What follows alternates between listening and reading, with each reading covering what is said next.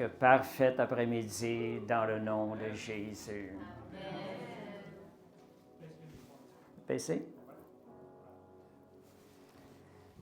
Merci Seigneur, Dieu est bon, Dieu est parfait dans toutes ses voies. Je vais juste placer un petit peu les choses, un petit peu plus d'espace. C'est correct.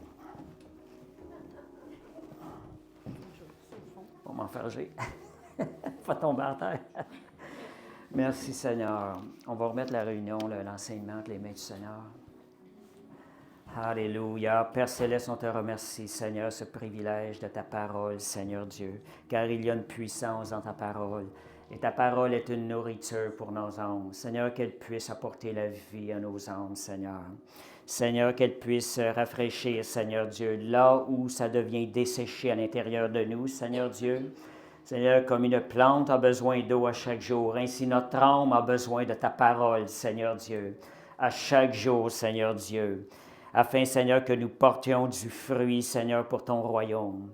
Père, je te remercie pour la grâce, Seigneur Dieu, cet accès à ta parole que tu nous donnes et ta fidélité, Seigneur Dieu, à renouveler, Seigneur Dieu, Seigneur, notre esprit, au nom de Jésus, que cette assemblée, ce partage, Seigneur Dieu, puisse travailler, Seigneur, à l'avantage de nos cœurs qui vont pour pouvoir mieux te servir, pouvoir mieux servir ton royaume et te rendre gloire, au nom de Jésus. Amen. Amen. Merci Seigneur. Fait que bienvenue à tous et bienvenue aussi pour ceux qui nous écoutent. Fait que merci Seigneur, Dieu est bon. Et je pensais au message de Brigitte qui a commencé, qui nous disait « Croyez-vous que Dieu est capable? » Quand vous passez des situations où tout vous semble impossible, où il vous semble impossible d'en sortir, des situations, des fois, on arrive dedans et on a l'impression, y a-t-il moyen de s'en sortir? Est-ce que je vais m'en sortir un jour? Et c'est là qu'on arrive et on se pose la question, Seigneur, est-ce que tu es capable de me sortir de ces situations-là? Et la réponse, on va la trouver aujourd'hui dans la parole. Je vais mentionner des témoignages dans la parole, qu'on va trouver dans la parole, où c'est un témoignage de ma vie. Il n'y a rien de mieux qu'un travail que Dieu fait à l'intérieur de nous pour nous faire comprendre, connaître le cœur de Dieu. Quand on l'a vécu, on sait que rien autour ne va venir pouvoir arracher cet enseignement-là. Dieu travaille de cette façon-là. Fait que si vous vivez des situations que vous ne voyez pas le bout du tunnel, vous se demandez, est-ce qu'un jour je vais m'en sortir? Avec Dieu, il y a toujours de l'espoir. Quand je vous dis toujours, il y a toujours de l'espoir. Des fois, on entend des messages comme ça, on n'est pas certain, on passe de situation, c'est peut-être pas de même, mais lorsque vous allez la vivre, si vous gardez les yeux, il y a des conditions. Si vous gardez les yeux sur le Seigneur, Dieu va agir, Dieu va travailler, et Dieu va travailler miraculeusement. Plus vous passez des situations difficiles, plus la gloire de Dieu, ça fait de la place à ce que la gloire de Dieu soit manifestée. Dieu va être glorifié. Et je peux vous dire quelque chose, que Dieu est fidèle. On se demande des fois, est-ce que normal que la vie chrétienne soit constamment faite d'embûches, de combats, de choses comme ça? Pourquoi il y a toujours des combats? Parfois, on peut penser, j'aimerais ça être assis tranquille, puis que tout roule sur des roulettes comme si tout irait tout bien, sans jamais de problème, sans jamais d'épreuve. Mais si c'est ça qui arrive dans votre vie, c'est peut-être parce que vous êtes en train de marcher dans la même direction que l'ennemi. Fait qu'il ne vous fait plus opposition. Ici-bas, on a un ennemi. Il y a deux royaumes, un royaume de ténèbres et un royaume de lumière. Fait que c'est ce qui fait qu'on a des épreuves, on a de l'opposition, mais le Seigneur a pourvu à ce que nous marchions toujours dans la victoire, à ce que nous en sortirions toujours vainqueurs et conquérants en toutes choses. Ça, c'est vraiment le cœur de Dieu.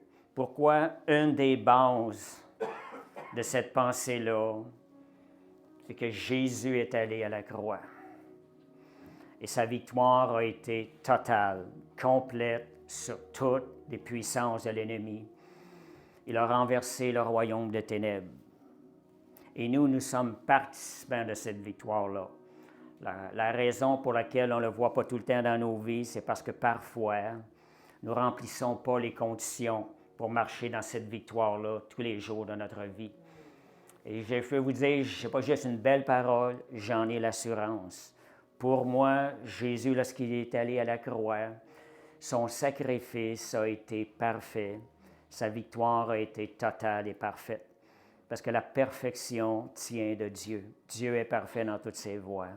Et si vous renouvelez vos pensées constamment avec ça, ça va ouvrir votre esprit à entendre encore davantage l'enseignement de l'esprit, à aller plus loin, où est-ce que le Seigneur veut vous emmener. Quand je vous parlais de la fidélité de Dieu, parfois je me demande, me pose des questions, quel message on va emporter. Je pense que ça doit faire à peu près 150 messages que j'apporte depuis que je suis arrivé ici. Il y a toujours la question, j'arrive, de quoi je vais parler. On se demande, des fois le raisonnement embarque, c'est la logique. Mais Dieu est fidèle. Ce n'est pas la logique. Le Seigneur a toujours un message. Nous avons constamment des choses à surmonter dans la vie, donc Dieu arrive avec un message qui est frais. Ce n'est pas des choses qui ont déjà été consommées. On a besoin de renouveau dans la vie chrétienne et Dieu pourvoit à travers sa parole. Et je vois tellement la fidélité de Dieu quand je cherche le message, que ce soit pour les lives ou le dimanche ici. Ça me dépasse de voir la fidélité. Je vois le message, je m'arrête, je prie pour le message, je vois le message qui ressort. Puis à chaque fois, Dieu me donne quelque chose de nouveau. Dieu ne fonctionne pas avec des vieilles choses. Avec l'Esprit, toute chose est nouvelle. Dieu renouvelle. J'ai remarqué quelque chose aussi dans la vie chrétienne. Vous écoutez un enseignement, une période donnée, vous la réécoutez 2 ans après, cet enseignement-là ne vous parle plus.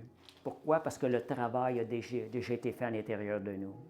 On a besoin de rafraîchissement dans le Saint-Esprit, des paroles nouvelles, des enseignements qui sont renouvelés à chaque semaine. Puis merci Seigneur parce que Dieu pourvoit. Puis ça démontre quelque chose aussi, c'est que nous sommes en croissance devant le Seigneur. La partie de croissance d'enseignement qu'on a reçue il y a 2 ans, cette partie-là, elle a été faite à l'intérieur de nous. Dieu amène d'autres choses, il va travailler d'autres domaines dans notre vie. Et Dieu est fidèle. C'est comme un ami me parlait, c'est comme un oignon. Un oignon, chaque enseignement qui vient, il y a une pleure qui tombe. Un autre enseignement, un autre pleure. Il y a beaucoup de pleurs. On a beaucoup besoin d'être épluchés par le Seigneur. C'est ça.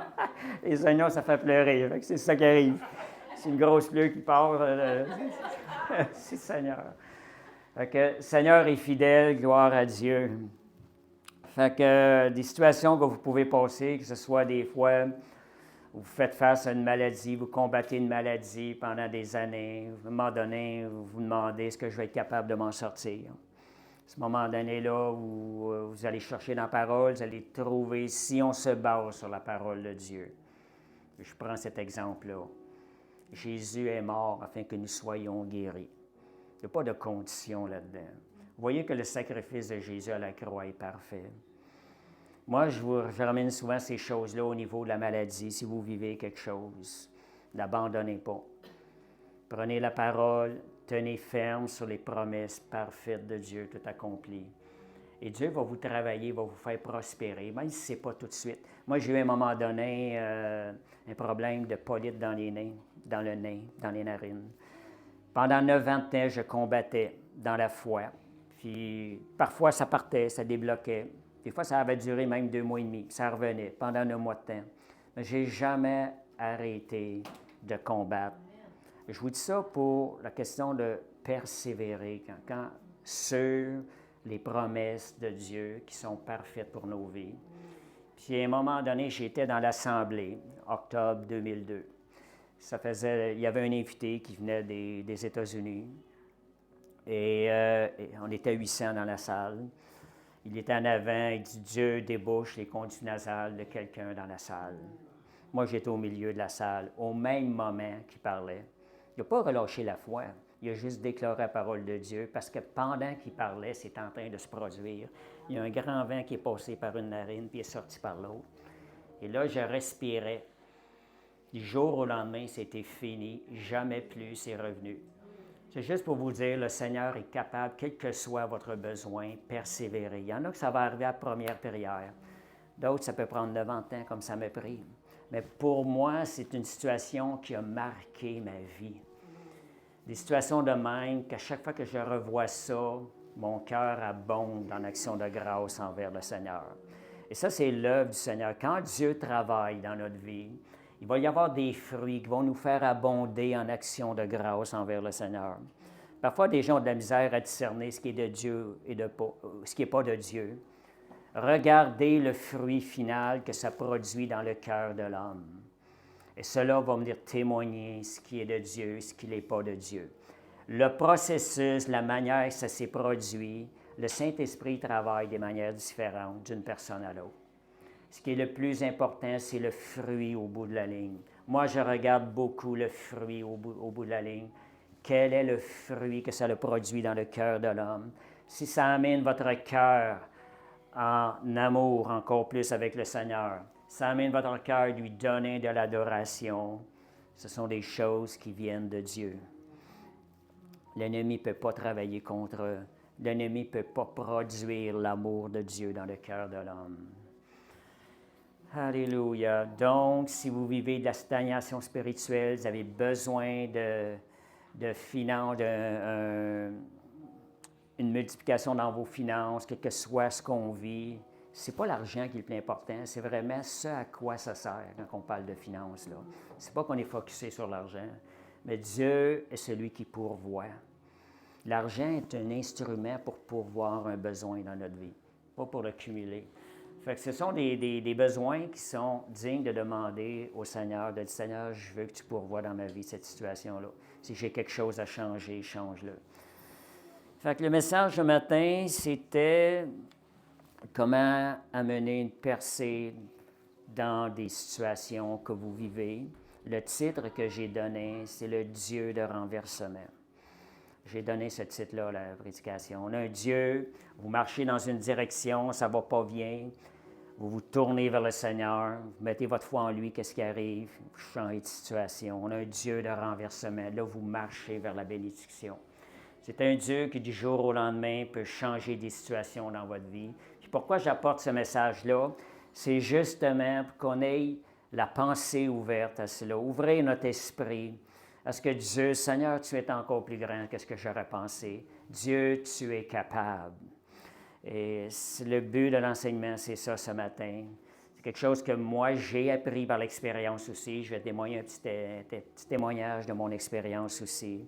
Quand Dieu te fait passer ça par l'expérience, c'est comme si c'était le doigt de Dieu qui vient écrire la parole de Dieu dans ton cœur.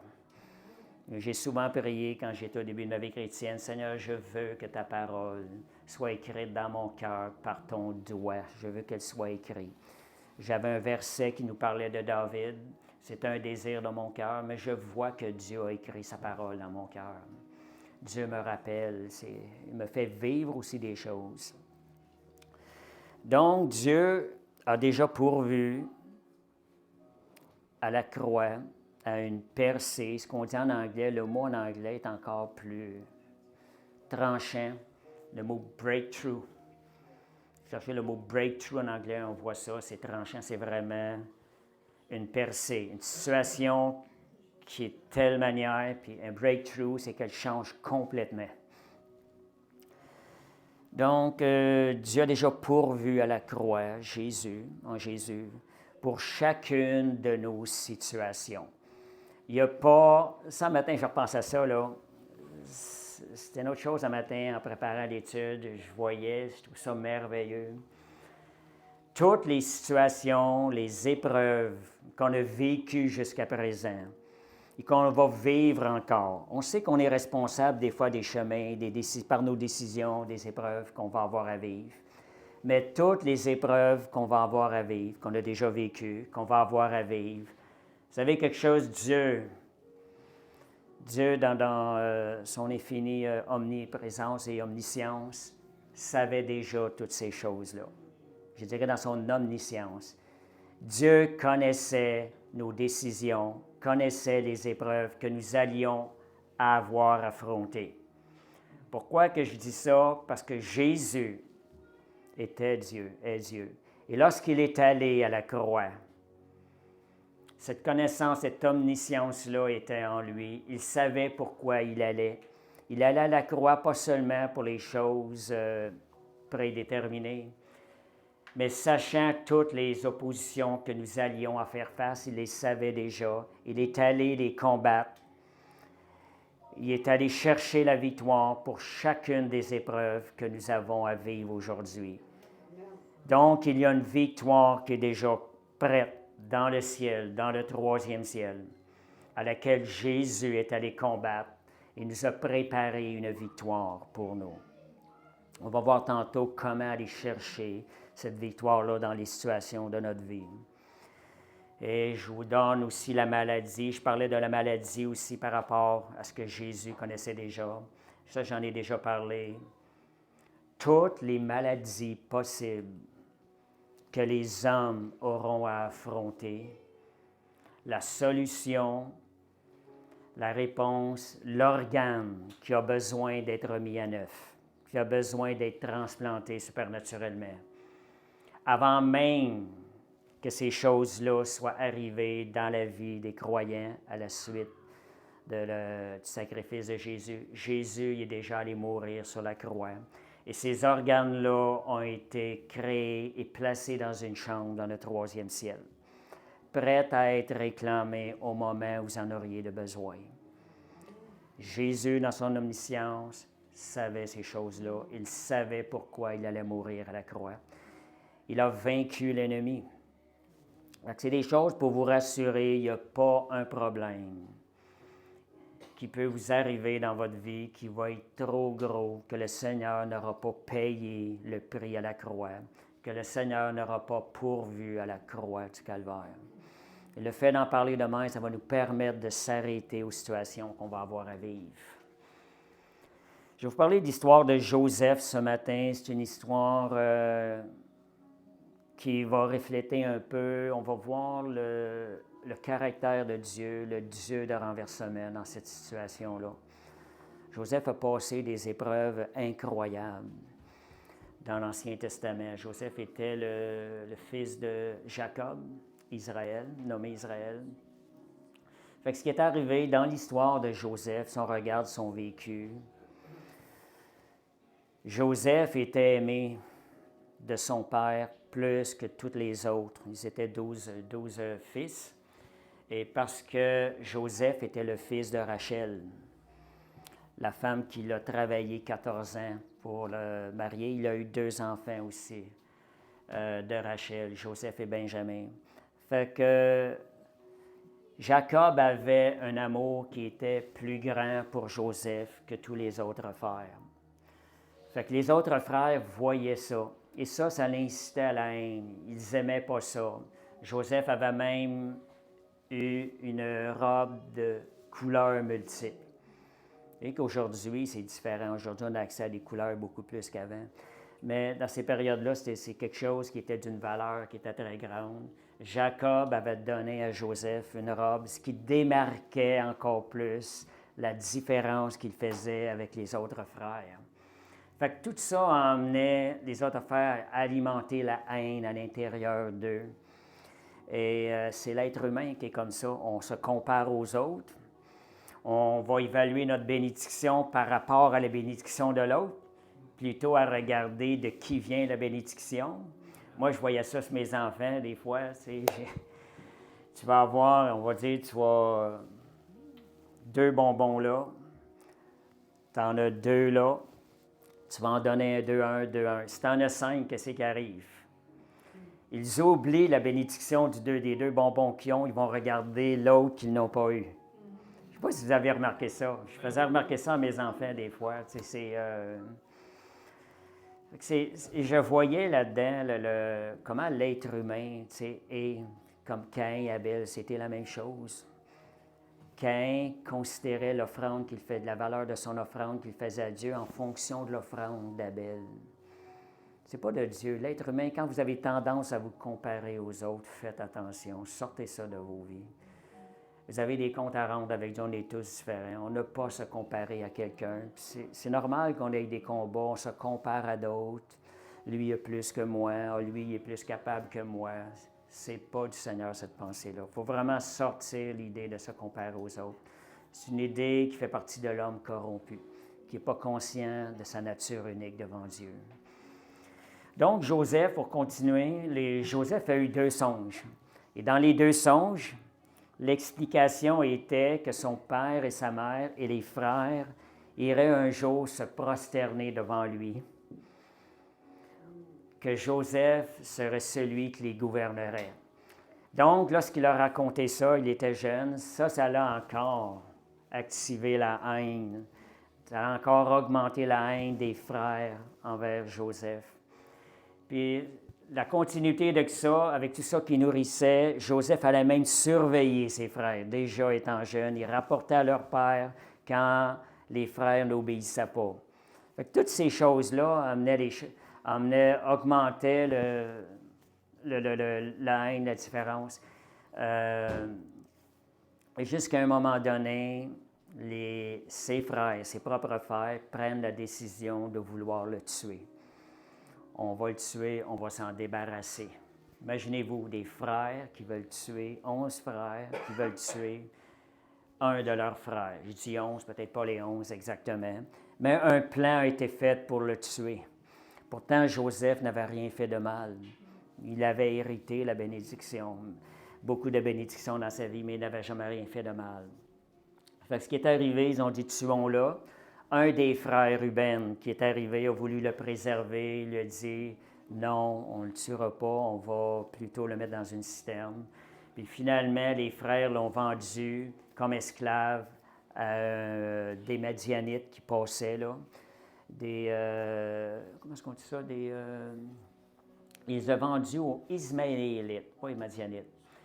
Ils l'ont emmené en Égypte, ils l'ont vendu aussi à un chef des gardes, Potiphar, en Égypte. Je vous donne l'histoire un peu, c'est pour voir où ce qu'a passé Joseph. Mettez-vous à sa place, d'être vendu comme un esclave. Après avoir vécu la faveur de son père, il arrive en Égypte. Il est acheté comme un esclave, pas comme un être humain. Dans ce temps-là, la façon qu'on traite des esclaves, c'est pas comme un être humain nécessairement. C'est comme un animal qu'on agite. Il a été vendu à Potiphar en Égypte, et Potiphar l'a mis responsable des choses de sa maison, étant donné que Dieu, à travers tout ça, partout ce que Joseph passait, la bénédiction ressortait du fruit de son travail. Et aussi, la femme de Potiphar, à un moment donné, elle est tombée comme elle voulait coucher avec Joseph. Et Joseph, lorsqu'il a vu ça, il s'est enfui. Après ça, il a été accusé faussement, été mis en prison. Et Joseph a été mis en prison pendant 13 ans de temps.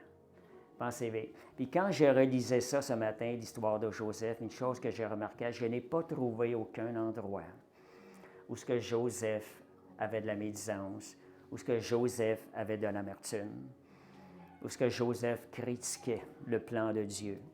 Jamais. Joseph continuait à servir avec intégrité.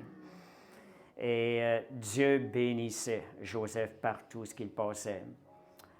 À un moment donné, après, je pense que c'était après 11 ans de temps en prison, ils l'ont placé garde et il y avait un chef des échansons. Les chansons, c'est ceux qui boivent le breuvage du roi avant que lui, le roi, puisse... ils vont goûter le breuvage du roi avant que le roi le prenne pour s'assurer qu'il n'a pas été empoisonné. Fait que le chef des échansons est en prison. Il a eu un songe. Joseph a interprété son songe. Il a dit, dans 3 jours, tu vas être restauré dans ta position. Et finalement, dans 3 jours, c'est arrivé. Joseph lui avait dit, rappelle-toi de moi lorsque tu sortiras. Ce qui est arrivé, le chef l'a même oublié. Imaginez-vous comment est-ce que Joseph avait béni cet homme-là par l'interprétation du rêve. Le chef des échansons l'a oublié. Et c'est 2 ans après que le pharaon a eu un rêve et un songe que personne ne pouvait expliquer. Et là, il est revenu à l'esprit du chef des échansons que Joseph avait expliqué le songe et tout est arrivé tel qu'il l'avait interprété. Fait que ça, c'était le début où ce que Joseph a commencé. Il y a eu, comme je dirais, le renversement dans sa vie. C'était la période de renversement. Pharaon l'a fait sortir de prison et Joseph lui a interprété le songe de Pharaon d'une façon précise. Les 7 vaches grasses et les 7 vaches maigres. Suite à cela, l'interprétation claire et la suggestion de Joseph, Pharaon l'a établi chef sous lui. Il n'y avait que Pharaon au-dessus de lui. Vous savez, Joseph, il est parti de la prison et en un jour, il est devenu gouverneur de l'Égypte. C'est ça le Dieu, le renversement. C'est ça la capacité de Dieu d'opérer un renversement. Quand je dis un Dieu, le renversement, c'est ça. Vous êtes en train de marcher dans une direction, Dieu arrive, touche la situation, ou changer complètement de direction. Premièrement, il faut commencer par y croire, et le savoir que Dieu est capable de le faire. Donc, après 13 ans de prison, Joseph a été élevé en une seule journée. Donc, il est passé de prisonnier à premier ministre d'Égypte. Donc, Dieu, regardez, ce que Joseph a écrit, il y a tellement de belles paroles. Si vous avez l'occasion d'aller relire Joseph, l'histoire de Joseph dans la Bible, lisez-la tranquillement. Tellement de belles paroles puissantes. Une des paroles que je lisais ce matin, Dieu m'a fait oublier toutes mes peines et toute la maison de mon Père. Après tout ce qu'il avait vécu, regardez la puissance de Dieu, d'opérer un renversement, même dans le cœur des personnes. Et je trouve ça tellement beau, tu sais, comment j'amène le verset Genèse 50-20. On est au verset, qui est le verset clé de l'enseignement ce matin. Un verset qui a aussi servi aussi dans une de mes épreuves. Regardez, vous aviez médité de me faire du mal. Dieu l'a changé en bien pour accomplir ce qui arrive aujourd'hui, pour sauver la vie à un peuple nombreux. Voyez que Dieu avait donné le songe lorsqu'il était tout jeune. Quand je vous disais que Dieu connaît déjà les épreuves que nous allions à affronter, Dieu savait, Dieu avait déjà laissé une promesse à Joseph, connaissant tout ce qu'il aurait à accomplir et connaissant aussi la fidélité du cœur de Joseph. Fait que faites confiance au Seigneur. La Bible dit, Dieu ne permettra pas d'épreuves qui sont au-delà de vos forces. Dieu est fidèle. S'il y a une épreuve qui arrive dans votre vie, la grâce de Dieu, elle est là pour vous aider à vous en sortir. À moins que vous tourniez le dos au Seigneur volontairement. Il y a toujours une période, un renversement qui est possible. Et ça dit, le prochain verset, je vais le lire, je pense que tu ne l'as pas, 21. Genèse 50, 21. Regardez le cœur de Joseph là-dedans, quand on dit « Dieu a fait oublier toutes les peines ». Joseph, il dit « Soyez donc sans crainte, je vous entretiendrai, vous et vos enfants. » Il les consola en parlant à leur cœur. Vous savez, Joseph est en train de parler à ses frères qui ont eu dans leur cœur de le tuer. Voyez comment Joseph est demeuré intègre. Dieu a pu opérer un renversement dans sa vie. Et ce que je vois aussi là-dedans, c'est aussi la grâce de Dieu. Malgré que ses frères ont eu l'intention de le tuer, Dieu a quand même béni cette famille-là par la suite. La grâce de Dieu a été manifestée. Puis je suis certain qu'à la suite de ça, le cœur de ses frères et de ses frères a été changé, transformé par la grâce de Dieu. Ils ont sûrement reconnu la grâce de Dieu. Donc, Dieu avait déjà prévu un plan, une percée pour la situation de Joseph. Et il y a quelque chose, si Joseph n'aura pas demeuré intègre, je crois que la promesse n'aura pas eu lieu. On parle de conditions. Il y a certaines conditions qui sont là. Nous avons une part, nous sommes participants. Participants pour travailler au royaume de Dieu. Jésus a tout accompli, oui, mais nous avons une part à faire, nous, parce que nous sommes l'Église de Christ. Tout comme lorsqu'ils ont allé conquérir Canaan, Dieu leur avait donné la promesse, mais le peuple devait marcher. Il devait faire le pas, on met le pas dans Canaan. Un pas, on avance devant nos ennemis qui nous font face, qui sont des géants, on fait le pas. Et Seigneur, on garde les yeux vers toi. Et c'est là que la main de Dieu était relâchée pour travailler. Les anges de Dieu étaient relâchés pour travailler et accomplir la promesse de Dieu. Dieu avait besoin de la foi du hockey du peuple. Donc, comment Dieu, moi, a marqué ma vie en se révélant comme un Dieu de renversement. C'est vraiment la parole que Dieu m'avait donnée. C'était l'épreuve de mon divorce que j'ai passé en 2003. C'est quelque chose, comme chrétien, qu'on ne s'attend pas à passer. C'est quelque chose, je crois que c'est l'épreuve la plus difficile pour un chrétien de passer au travers. Peut-être que pas tout le monde qui la passe avec la même intensité. Parce qu'une chose qu'il est écrit, Dieu haït le divorce. Toi, quand tu es pris dans une situation de même, comment est-ce qu'on doit réagir avec ça? On veut s'en sortir. Ceux qui ont passé par là, probablement, on a passé avec les mêmes pensées. On a dans la tête, non, c'est impossible qu'un chrétien puisse divorcer. Seigneur, on va s'en sortir. Seigneur, on va regarder à toi. Tu vas réparer ça. Tu vas faire quelque chose. Mais le divorce implique deux personnes. Il suffit qu'il y en ait un qui dit non, l'autre est prêt à subir. Et ce qui est arrivé à travers tout ça, moi, je vous disais, aujourd'hui, je peux en rire, j'ai vu la main de Dieu agir, tellement la gloire de Dieu. C'est la période de ma vie qui a été la plus difficile, mais aujourd'hui, quand je la regarde, c'est la période de ma vie où ce que Dieu a travaillé plus profondément, où il a fait des marques dans ma vie. Et je disais même avant le divorce, je disais, ça doit être terrible, ça doit être une grosse épreuve, le divorce, passer pour quelqu'un. Mais vous savez comment je l'ai vécu? Quand l'épreuve est arrivée, c'était 10 fois pire que ce que je pensais, que ce que j'avais prévu. Quand je vous parle de situations, des fois on se demande, y a-t-il un moyen de s'en sortir? Y a-t-il une solution possible?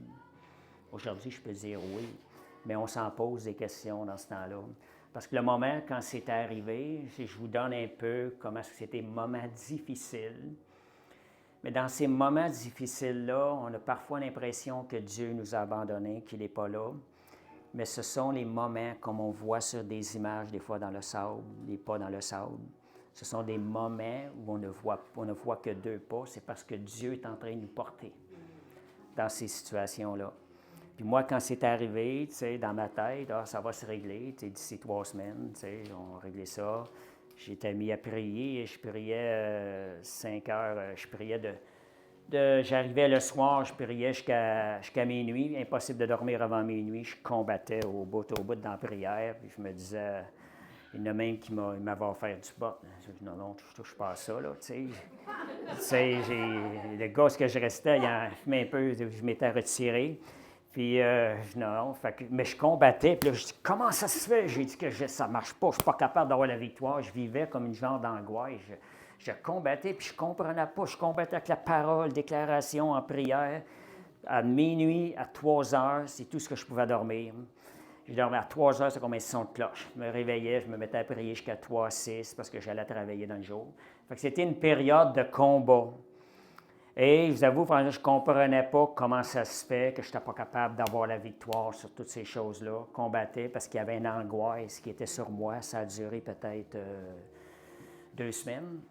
Après ça, c'était la marche, le combat qui s'est continué. Moi, dans ma tête, Seigneur, tes promesses sont là. Dieu va répondre. Je m'appuyais sur un verset. Si nous demandons quelque chose selon sa volonté, et si nous demandons quelque chose, nous savons que nous possédons la chose que nous avons demandée. Fait que j'allais avec la parole, c'est écrit, Seigneur, je vais l'avoir, c'est ta volonté. C'est pas tout à fait dans la main que ça s'est passé. Je vous dis, je me suis surpris. J'ai été pendant 9 mois de temps à combattre, puis je vous dis franchement, je sais que c'est la grâce de Dieu. J'ai combattu comme un lion avec la parole de Dieu. Il y a des moments, c'est pas évident de changer le cœur de l'homme. Là. J'ai été 9 mois de temps à combattre. C'était de 2 heures à 3 heures de prière par jour. Du vrai combat, là, constamment.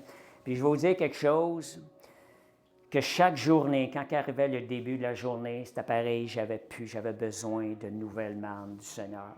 C'était comme, j'avais l'impression de vivre comme le peuple dans le désert. À chaque jour, Dieu devait pourvoir à la manne pour être capable de passer la journée. Puis je ne comprenais pas ça de même, mais je devais aller chercher à chaque jour une nouvelle manne, c'est une nouvelle force, parce que la force d'hier était épuisée. Puis je me rappelle très bien que ça a duré 9 mois de temps. Puis pourquoi ça a duré 9 mois de temps? C'est parce que, vous savez, le cœur de l'homme, c'est pas évident de changer le cœur de l'homme. On pense, nous autres, des fois, ça peut changer de même. Mais moi, je crois que c'est la grâce de Dieu qui m'a permis de tenir ferme. Après 9 mois, j'ai commencé à comprendre des choses. Dieu m'a gardé, Dieu m'a montré plein de choses dans ces périodes-là aussi sur la situation. Comprendre ce qui est arrivé, tout. J'ai appris à connaître comment Dieu fonctionne aussi.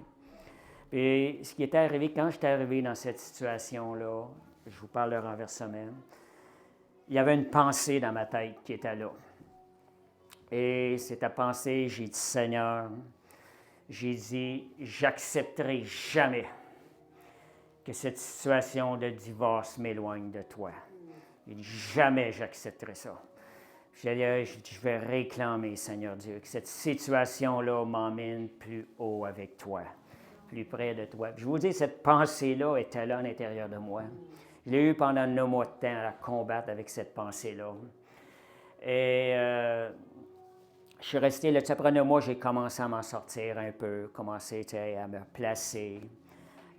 Dieu a quand même utilisé toutes ces situations-là pour sa gloire. J'ai appris à connaître le cœur de Dieu là-dedans. J'avais une feuille de 8,5 par 11 écrite sur 2 pages de déclaration de parole de Dieu. Je me levais le matin, dès que je me réveillais, je bougeais, dès que mes yeux ouvraient, la parole sortait de ma bouche, des paroles de déclaration. Les bontés de l'Éternel ne sont pas épuisées. Ses compassions ne sont pas à leur terme. Elles se renouvellent ce matin pour ma vie. Je déclarais des versets même pendant 9 mois de temps. Puis, comme je vous disais, je vivais tout le temps comme si c'était le lendemain, j'avais besoin d'une nouvelle manne. J'avais de la misère à comprendre ça. Mais Dieu, pendant que ça se passait, Dieu forgeait quelque chose en moi. Il a mis, quand je vous parle de Dieu de renversement, là, j'ai vu la main de Dieu agir. Donc,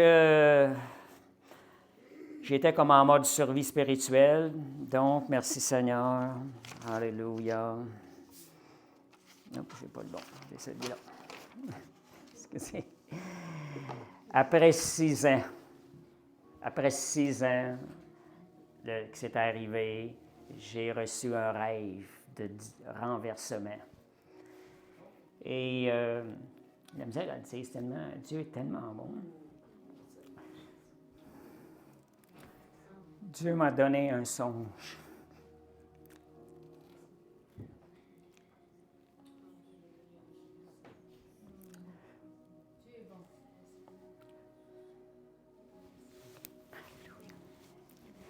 Dans ce songe, j'étais comme dans un salon. Il y avait ici, sur ce mur-là, il y avait une petite fenêtre qui était ouverte. Je voyais un bout d'aile. Et quand je regarde l'aile, j'ai dit, « Oh Seigneur, c'est un ange! » Et tout à coup, je me suis déplacé, et l'objet s'est déplacé de même. Tout le mur du salon était comme un mur vitré complètement. Et quand ça s'est déplacé, c'était un aigle immense. C'était un aigle immense. Je voyais la tête de l'aigle grosse en plein milieu qui me regardait. C'était tellement beau. Et l'aigle, il a ouvert ses ailes comme ça. C'était la grandeur du salon. Et ses ailes étaient d'une couleur orangée. C'était une couleur pure, là. Ça brillait plus que la brillance du soleil. Et l'aigle s'est envolé.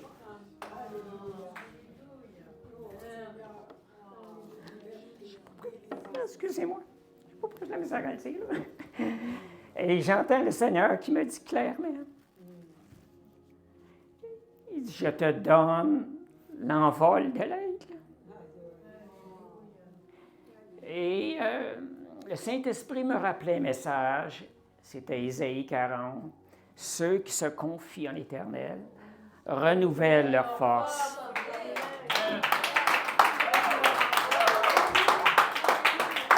Ils prennent leur vol comme les aigles, ils courent et ne se lassent point. Ils marchent et ne se fatiguent point. Excusez. Vous savez, depuis ce jour, moi, ce que j'ai remarqué, du jour au lendemain, après avoir eu ça ce matin-là, ma vie dans le Seigneur, je voyais ma vie s'élever. Dieu m'emmenait sur des niveaux que je n'avais jamais connus dans ma vie. Ça a pris 6 ans. Fait que persévérer dans vos choses. Ça a pris 6 ans avant que je voie la réponse à mes prières. Quand j'avais dit au Seigneur, Seigneur, j'accepterai jamais que ça m'éloigne de toi. Mais ça a été 6 ans de temps.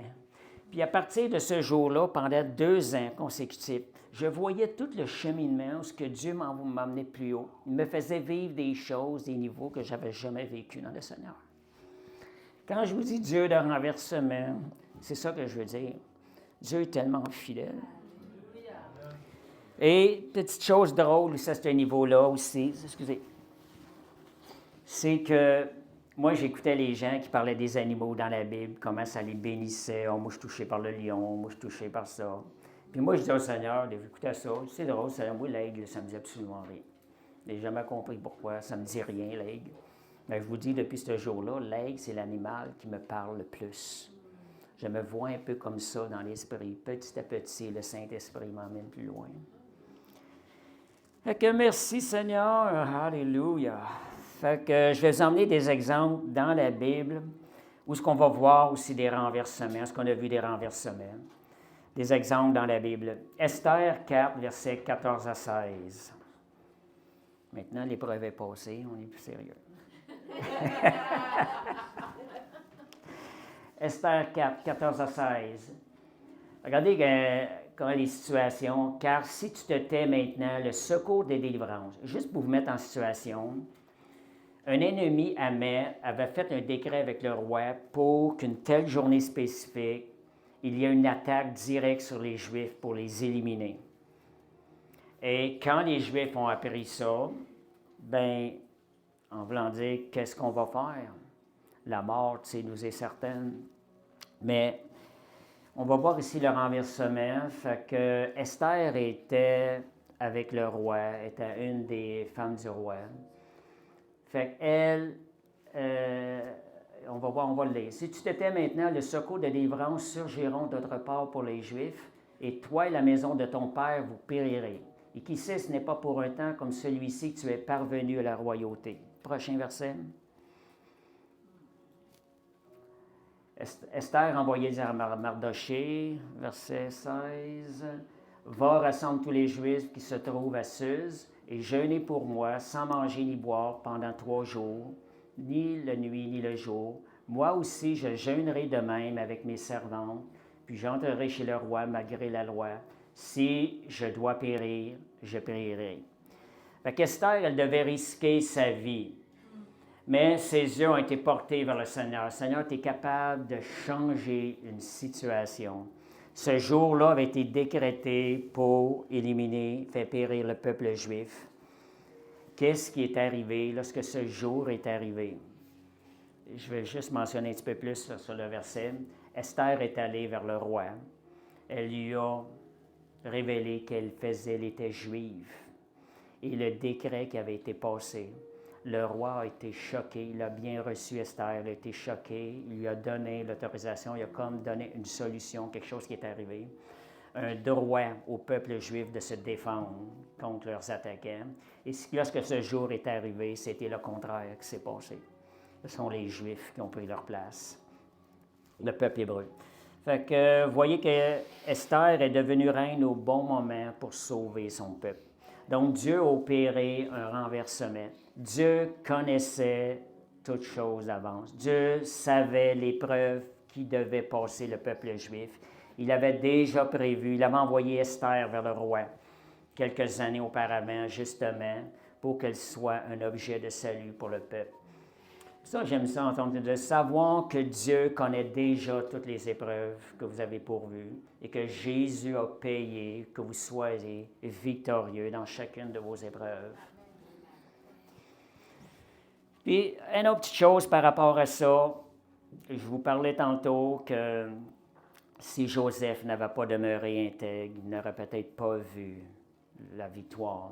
De la même façon, s'il n'y aurait pas eu le jeûne et la prière du peuple et d'Esther, il n'y aurait probablement pas eu de renversement. Quand je vous parle de conditions, il y a des conditions, mais Dieu nous donne la capacité de rencontrer les conditions. Un autre endroit, c'est Anne. Je n'ai pas écrit le verset, mais c'est parce que je vais le faire rapidement. Anne, qui n'avait pas d'enfant dans l'Ancien Testament, elle était stérile. Et son mari, qui avait 2 femmes, l'autre femme, elle avait beaucoup d'enfants. Elle a eu des enfants, mais elle n'en avait pas. Elle pleurait et elle priait devant Dieu. Et qu'est-ce qui est arrivé? Dieu a entendu sa prière. Dieu lui a donné Samuel. Elle l'a consacré au Seigneur. On sait que Samuel, c'est un des plus grands prophètes de l'Ancien Testament. Vous voyez comment Dieu répond à la prière. Dieu avait déjà vu cette situation-là dans sa vie. Et Dieu attendait de la voir venir en prière et en jeûne pour relâcher cette bénédiction-là. Ce n'est pas Dieu qui met l'opposition, c'est l'ennemi, un royaume de ténèbres en arrière de tout ça. Et donc, un autre point, on va aller voir, je vais juste le mentionner, Paul, il est écrit dans la Bible, Paul, dans Acte 9, il est respirant, ce que c'est écrit. Paul, je vais juste le lire, c'est tellement bien dit. Paul, persécuteur des chrétiens.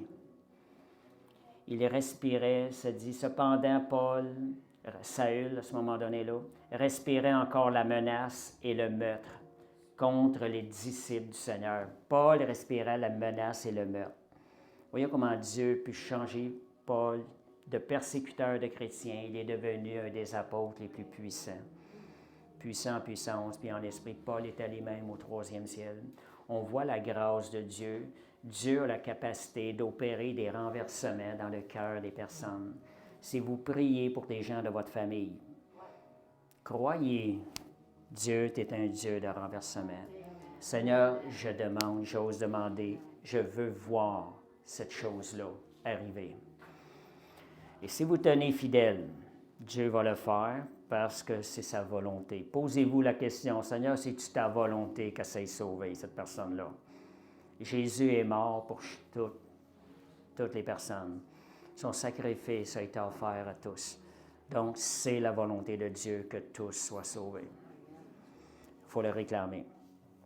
Que faites-vous quand l'ennemi vous attaque? Comment réagissez-vous quand l'ennemi vous attaque? Est-ce que vous baissez les bras?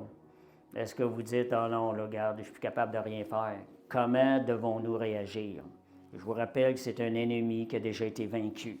Exode 17, versets 11, 12 et 13. Exode 17. On prend l'exemple de Moïse. Moïse élevait sa main, c'est qu'il y avait une guerre entre Amalek. Josué combattait Amalek avec son armée. Et il ne réussissait pas à avoir la victoire.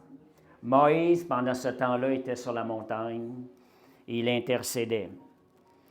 Et quand Moïse élevait sa main, Israël était le plus fort, et lorsqu'il baissait sa main, Amalek était le plus fort. On va voir le prochain verset.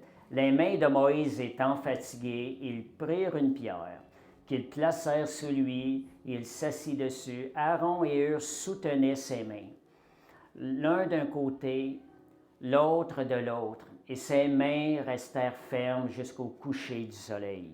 Prochain verset. Et Josué vainquit Amalek et son peuple au tranchant de l'épée. Si vous regardez l'histoire, qu'est-ce que vous faites quand vous êtes attaqué par l'ennemi? Vous devez vous lever et aller combattre. Vous avez Vous avez la puissance d'aller chercher en Jésus-Christ la victoire et de triompher de l'ennemi. La chose qui arrive, c'est qu'on ne connaît pas le temps que le combat peut durer. Puis on voit clairement ici, quand les mains de Moïse baissaient, l'ennemi prenait du terrain. Amalek prenait du terrain. Avec une autre exhortation, levez, ne baissez pas les bras lorsque vous faites face à des attaques de l'ennemi. Au contraire, levez vos mains. Puis il y a un enseignement dans cette chose-là aussi, la prière et l'intercession, ce sont des choses essentielles lorsqu'on passe des combats.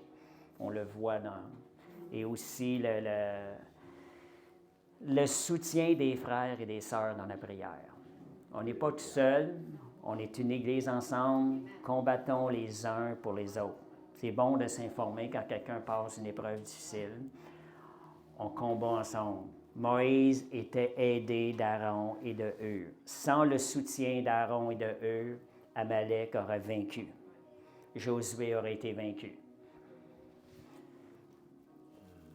Alléluia. Donc, moi, ce qui arrive, des paroles que je donne des exemples de paroles quand l'ennemi attaque. Vous voyez une attaque de l'ennemi.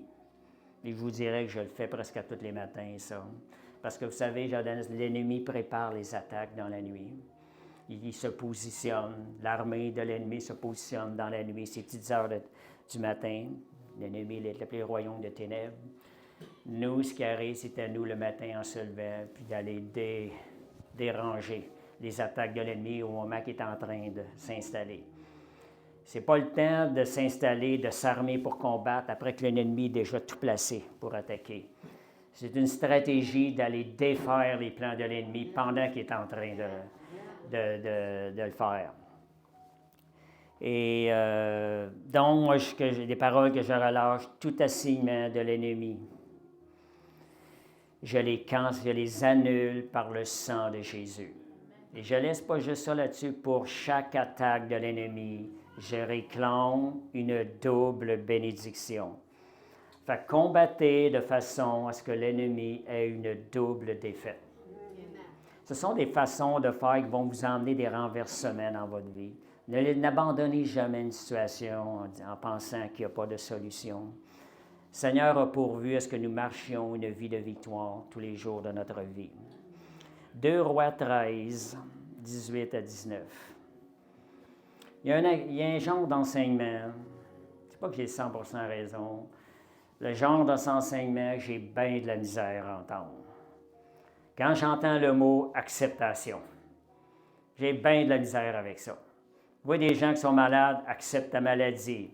Qu'est-ce que ça donne l'impression? Ça donne l'impression, « Ah, es-tu bonne, elle est bon cœur, regarde, elle a fini par accepter tout. » C'est charnel. Vraiment, mon démarchement, je vois ça charnel. Quand tu acceptes la situation, tu arrêtes de combattre. C'est sûr, tu vas te sentir mieux sur le coup, mais tu arrêtes de combattre. La maladie vient du royaume des ténèbres. On n'a pas accepté la place des ténèbres dans notre vie. Et j'entends souvent des fois des actions. Il faut faire attention. Tout dépend de ce qu'on dit par acceptation. Acceptation, des fois, ça peut faire partie de dire, OK, je reconnais la situation. OK, je la reconnais, je la dénie plus. Cette partie-là, c'est correct. Mais de là à dire, j'arrête de combattre, je reste ça de même, on ne laisse pas de victoire à l'ennemi. Et on va aller voir deux... Vous savez, ce qui arrive des fois dans des situations de même, c'est que l'ennemi réussit à nous convaincre. On a tellement combattu, on fait tous face à ça, il n'y a pas personne qui fait exception à ça. On a tellement combattu qu'on n'a pas vu la victoire qu'à un moment donné, on demeure, on arrête là. On dit, bien, c'est ça la situation. Mais un vrai combattant se relève. On fouille la parole de Dieu, on trouve la volonté de Dieu, on se relève. Seigneur, je vais continuer, je te fais confiance. 2 Rois 13, 18 à 19. Élisée dit encore, prends les flèches. Il les prit. Élisée dit au roi d'Israël, frappe contre terre. Il frappa 3 fois et s'arrêta.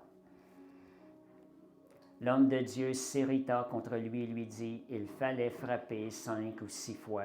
Alors tu auras battu les Syriens jusqu'à l'extermination Maintenant, tu les battras 3 fois. Ça, je vous dis franchement, ça fait des années, cette parole-là me travaille souvent. Des fois, je regarde des situations. Est-ce qu'on a combattu, donné assez de coups d'épée pour aller chercher la victoire? On s'est arrêté au milieu de la situation. On a laissé ça, la victoire à l'ennemi. On les a peut-être battus 3 fois pendant qu'on combattait, mais on est arrêté là, on n'est pas allé à l'extermination. Posez-vous la question, c'est une exhortation de ne jamais arrêter tant que vous ne voyez pas la victoire. Donc, jusque où êtes-vous prêt à croire? Jusque où êtes-vous prêt à combattre? Et j'ai remarqué que bien souvent, le renversement dont je parle ce matin, il arrive quand tout semble. On est près du moment d'arrêter, près du moment de découragement. C'est le petit plus qui n'est pas normal de donner, qu'on ose donner, on va oser croire, mais ce petit plus-là va ouvrir la porte et permettre le surnaturel de rentrer et de vous donner la victoire. Donc, le petit plus de persévérance dans votre combat, le petit plus que la normale, c'est ce qui va relâcher le miracle. Faites toujours un petit plus que ce qui semble normal. Et c'est là que le Seigneur va agir. Donc, ça s'appelle la foi. La foi ne regarde pas aux choses. Les choses qu'on ne voit pas, qu'on semble impossibles, on donne un coup d'épée par la foi. Et on voit la victoire arriver. Romains 8, 28, on va aller au verset Philippiens 1, 12, 14. Romains 8, 28, ça dit « Toutes choses concourent au bien de ceux qui aiment Dieu, de ceux qui sont appelés les enfants de Dieu. Toutes choses concourent au bien. » Donc, concourt au bien, ça veut dire qu'il y a quelque chose qui semble mal. Ça s'en va dans la direction, ça semble mal. On ne comprend pas la situation, c'est du mal. Et là, quand ça dit toutes choses concourent au bien, Dieu arrive et change le mal en bien, comme on a vu dans 50-20. Et c'est là que ça devient une situation de bénédiction dans votre vie. Une situation de bénédiction dans votre vie. Et c'est un des premiers versets. Ce n'est pas le premier verset au début de ma vie chrétienne qu'on m'exhortait avec ça. On commence avec des épreuves, on ne sait pas que la vie chrétienne, il y a beaucoup d'épreuves. On se pose des questions, comment ça se fait. Le mot épreuve, on ne connaissait pas ça dans la vie chrétienne. On vivait des difficultés différemment, mais en avant de la vie chrétienne, une épreuve.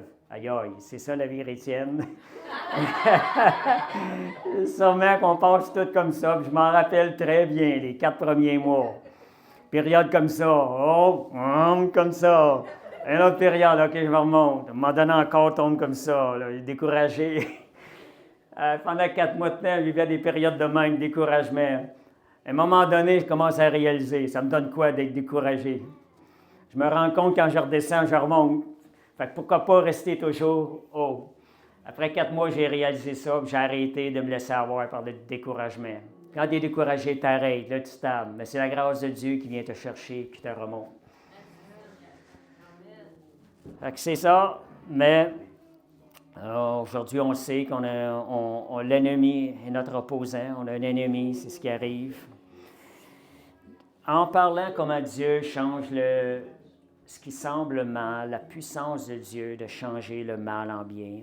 Dans ce verset-là, je veux que vous sachiez, frères, que ce qui m'est arrivé a plutôt contribué au progrès de l'Évangile.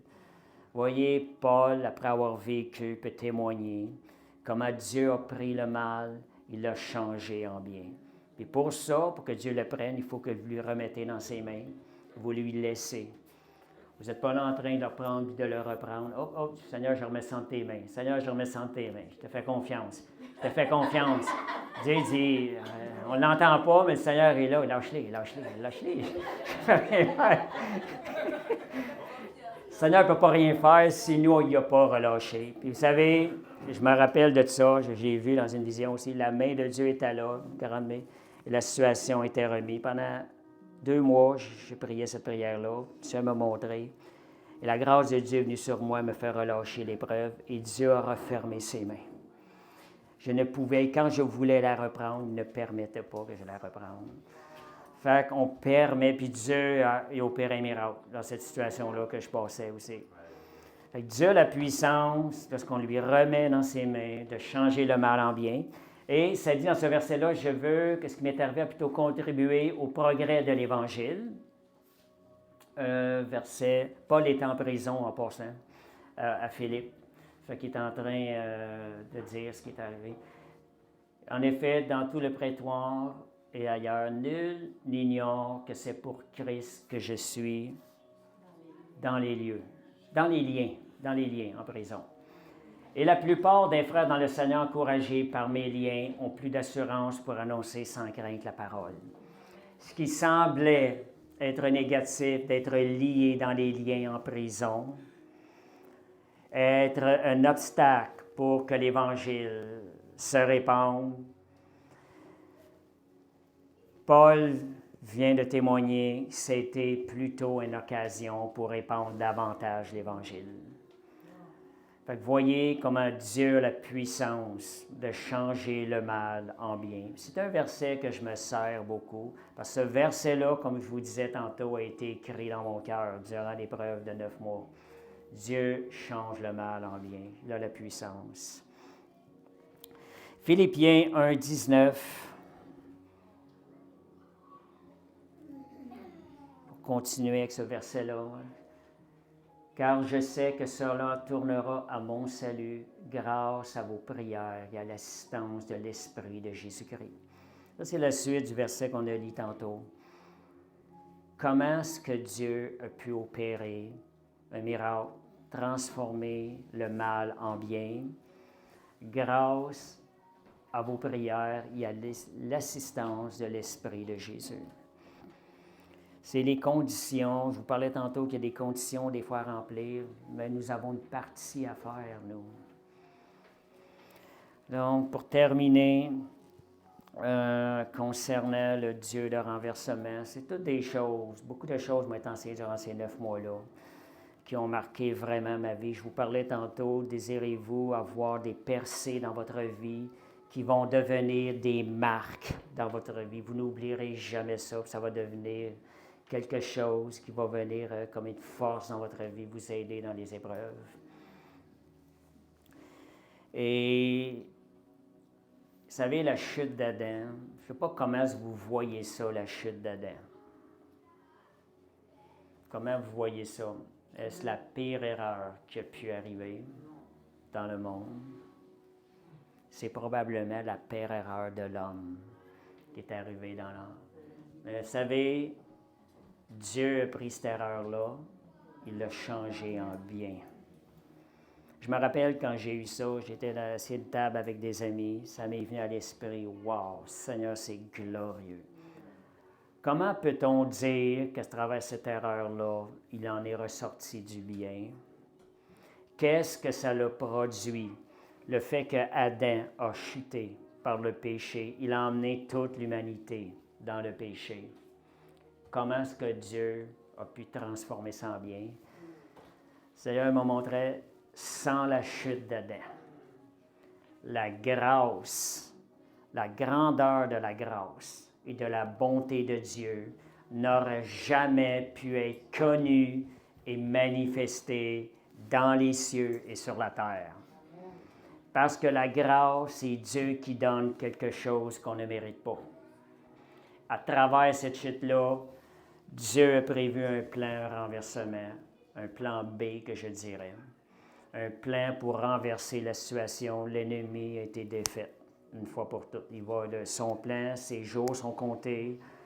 Il y a un plan dans les événements de Dieu où l'ennemi va être jeté dans les temps de feu. Mais vous savez, ça, c'était une occasion encore où Dieu a changé le mal en bien, sa capacité, sa puissance de changer le mal en bien. Puis une des choses que j'ai dit dans le Seigneur, si vous avez l'impression que vous avez manqué le plan A de Dieu, vous avez vraiment manqué le plan A de Dieu, comment doit-on réagir à des situations de même? Est-ce que vous allez regarder ça? Ah ben là, j'ai manqué le plan. Ah, je suis découragé. Seigneur, là, c'est malheureux, là, je vais continuer ma vie plus faible. Est-ce que c'est comme ça qu'il faut regarder ça? Non, si vous connaissez le cœur de Dieu, Seigneur, il te regarde. Et toi, tu dois regarder à lui. Seigneur, tu es encore plus grand, Seigneur, que mes défaites. Et de dire, Seigneur, ton plan B, il va être encore meilleur que ton plan A. Et ça, c'est une réalité. C'est la manière que Dieu voit les choses. Si vous restez à vous plaindre de votre situation, vous avez perdu des bénédictions. Non. Si je dis, j'ai perdu un billet de 10 $ ou j'ai perdu un billet de 100 $, puis on reste là-dessus, qu'est-ce qui va arriver si vous restez là-dessus? Non. C'est pas comme ça que vous allez récupérer. Mais si vous levez la tête, dites, Seigneur, j'ai perdu 100 $. Maintenant, j'en réclame 1000 au nom de Jésus. Et le plan B a pris place parce que le plan A a été manqué, mais le plan B est encore meilleur. Et ça, je le pratique dans ma vie souvent. L'année passée, j'ai un ticket de 585 $ pour une niaiserie, là. Un ticket de 500. Tu sais, parce que j'ai dit, non, j'ai dit, moi, je n'accepterai pas ça. J'étais choqué après l'ennemi. J'ai dit, Seigneur, tu vas me redonner. Tu vas me redonner beaucoup plus que ça. Et j'ai fait quelque chose, il s'est passé 2 semaines après, j'ai eu 4600 $. À cause de cette intervention-là, j'ai été capable d'aller chercher 4600 $ ailleurs. C'est juste pour vous le dire, il suffit juste de vous lever puis d'aller chercher, réclamer ces choses-là. Vous êtes des combattants avec une épée qui a la capacité d'apporter la victoire par tout ce que vous allez passer. Donc, le plan A est très bon. Le plan B est encore meilleur que le plan A. Ça ne s'arrête pas là. Le plan C est encore meilleur que le plan B. Tant et aussi longtemps que vous êtes capable de vous relever, de sortir votre épée, Dieu a la capacité de changer le mal en bien. Puis on le voit dans la Bible, quand l'ennemi vient nous voler, réclamer au double, au triple, au quadruple de ce qu'il vient de vous voler. C'est le Dieu que l'on sert. Fait que ce matin, cet enseignement-là était pour vous donner de l'espérance. Si vous pensez qu'il y a une épreuve qui est difficile à passer, vous n'en voyez pas le bout, sachez que Jésus a pourvu à la croix de nous donner la victoire et en abondance, encore plus. Et c'est ma manière de combattre avec le Seigneur, souvent. Donc, merci Seigneur, on va prier. Donc, développez en vous l'esprit de Josué. Josué est allé conquérir les promesses de Dieu, le pays promis, une vie de victoire. Développez ça en nous. Je vous parlais tantôt que la parole, pourquoi que la parole est là. Constamment, on a besoin de la parole, d'une parole fraîche et renouvelée à tous les jours. De là, l'importance de lire votre parole et de s'attendre du Saint-Esprit. Vous savez, on ne lit pas la parole juste pour les lettres qui sont écrites, pour les mots. On la lit avec une attente du Saint-Esprit d'entendre le message de l'Esprit. L'Esprit de Dieu va rendre vivant la parole qui est en vous. Fait que merci Seigneur, j'espère que vous allez sortir d'ici en voyant votre épée, que vous avez peut-être perdu de vue parfois. Alléluia. Alléluia. Père Céleste, on te remercie, Seigneur, pour ta parole. Seigneur, qu'elle produise le fruit de victoire dans nos vies. Un fruit de victoire, Seigneur Dieu. Seigneur Dieu, qui libère des victoires pour ton royaume, Seigneur, à travers nous, Seigneur Dieu. Merci de nous rappeler de ta grâce qui nous soutient, qui nous tient, qui nous permet de se relever. Père, on te remercie, Seigneur, que cet enseignement nous suive. Seigneur, que cette Église ressorte, Seigneur Dieu, comme des guerriers pour ton royaume de Dieu avec la joie et la puissance du Saint-Esprit. Au nom de Jésus. Amen. Merci, Seigneur. Fait que bonsoir à tous. Bon après-midi. Mais pour ceux qui ont écouté le soir, bonsoir à tous. Et passez une parfaite fin de journée, parfaite fin de nuit. Pour ceux qui écoutent ça le soir, au nom de Jésus. Merci Seigneur. Amen.